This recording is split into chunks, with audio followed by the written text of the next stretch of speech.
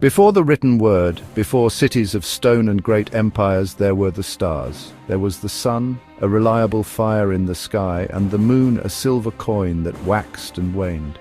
There was the rain that gave life, and the lightning that took it away. Early humans, huddled around their fires, looked out into a world that was vast, mysterious, and often terrifying. They saw forces at play that were far greater than themselves. These were not just weather patterns or natural phenomena to them. They were beings. They were powers with intent, with anger, and sometimes with kindness. This was the dawn of belief, the very first stories whispered to explain the unexplainable.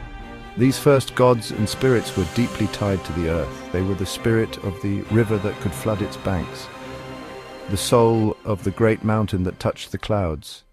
As human tribes grew into larger communities, their stories grew with them. A need for more structure, both in society and in the heavens, began to emerge. The countless local spirits started to coalesce into more defined, more powerful figures. Two archetypes appeared again and again across continents: the Skyfather, the god of the heavens, the thunder, the lightning, the sun. He was a figure of immense power, authority, law. He set the stars in their courses and commanded the rains to fall. He represented order structure, patriarchal authority. In ancient Greece, Zeus. On Mount Olympus he ruled, wielding thunderbolts as his scepter. For the Norse, Odin, the All-Father, who sacrificed an eye for wisdom and presided over Asgard. In India, Dyaus-Pitar, Skyfather. These gods were not always benevolent, their power was absolute, and their tempers could be as unpredictable as a summer storm. They were divine kings, mirroring earthly chieftains. They made laws for gods and mortals, establishing cosmic order out of nature's chaos. Balancing that power was the Earth Mother. She was goddess of fertility, agriculture, life, the earth itself. As societies became more complex, so did their heavens. It was no longer enough to have a god of the sky, a goddess of the earth. Now there were cities, merchants, soldiers, blacksmiths, poets. Each of these new roles and concepts needed a divine patron. The families of the gods grew, branching out to create vast pantheons, each deity with a specific job and a unique personality. It was like a divine government with different departments managing every aspect of human life. This expansion made the gods more relatable, more approachable. You didn't have to bother the great Skyfather with a small problem. You could pray to a lesser god who specialized in your exact need. Think of the Greek pantheon on Mount Olympus. It was a bustling, dramatic family. Ares, the god of war, for strength. Athena, the goddess of strategy, for wisdom in battle. Apollo, inspiration for poets and musicians. Hephaestus, the master craftsman of the gods. Aphrodite, for matters of love. This specialization allowed people to form personal relationships with specific deities. The gods were no longer just distant cosmic forces. They were patrons, protectors, and sometimes even adversaries in the story of one's life. This pattern was repeated all over the world. In ancient Egypt, the pantheon was vast and intricate. Ra, Thoth, Anubis, Bastet.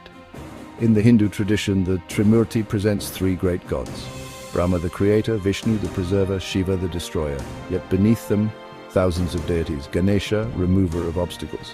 Lakshmi, goddess of wealth, each with temples, festivals, and followers.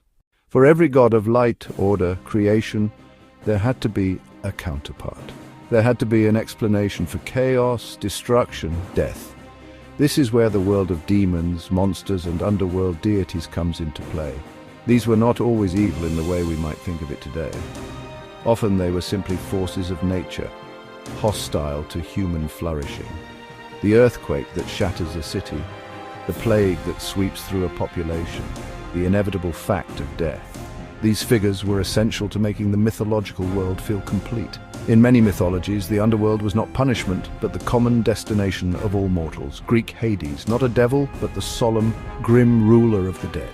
His job, keep the dead from returning. Egyptian Anubis, guiding souls through the underworld, weighing hearts to determine fate. Gods of death as functionaries, vital as any sky god. Then the tricksters, living in the grey areas between good and evil. Agents of chaos, whose chaos could bring change. Loki, Anansi, Coyote, they challenged authority, broke rules, forced gods to adapt. And the truly monstrous, pure agents of destruction, enemies of gods and men. Fenris Wolf, Tiamat, Hydra, Minotaur, Gorgons. So why did people invent this elaborate cast of divine and demonic characters? The simplest answer is that they were trying to make sense of the world.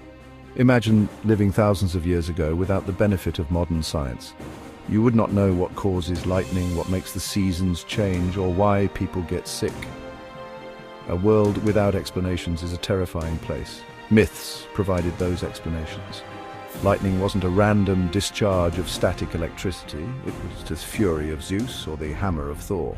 A volcanic eruption wasn't a geological event, it was the rage of a sleeping giant or the work of a fire god in his subterranean forge.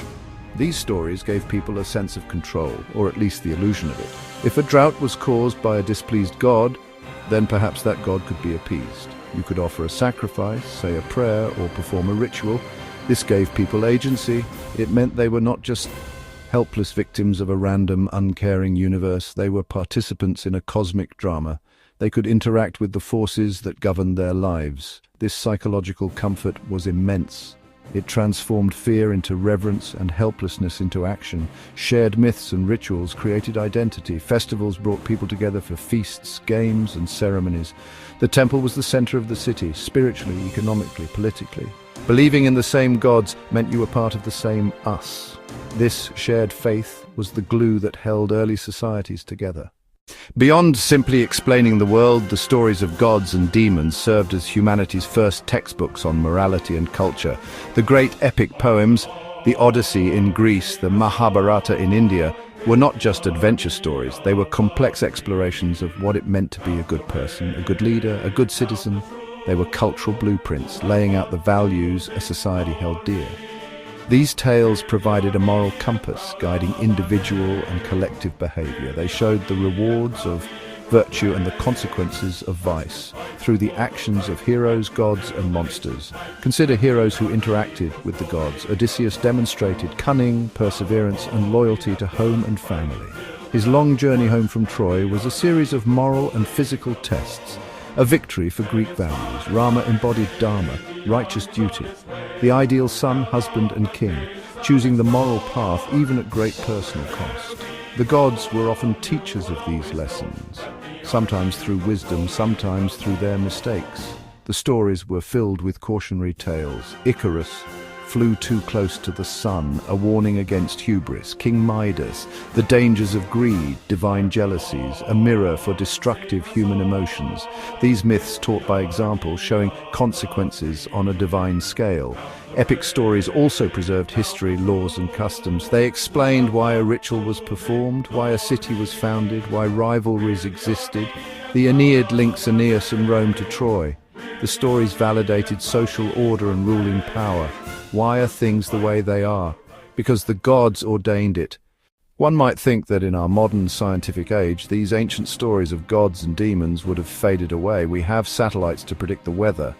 We have medicine to fight disease. We no longer need to believe that a god's anger causes a tidal wave, and yet the gods and demons have not left us. They have simply changed their form. Their stories are embedded in our collective consciousness, influencing our culture in countless, often unseen ways. They're immortal, echoing in our language, our art, and our entertainment. Look at the very language we use.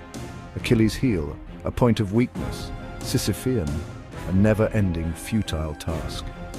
Adonis, a handsome man.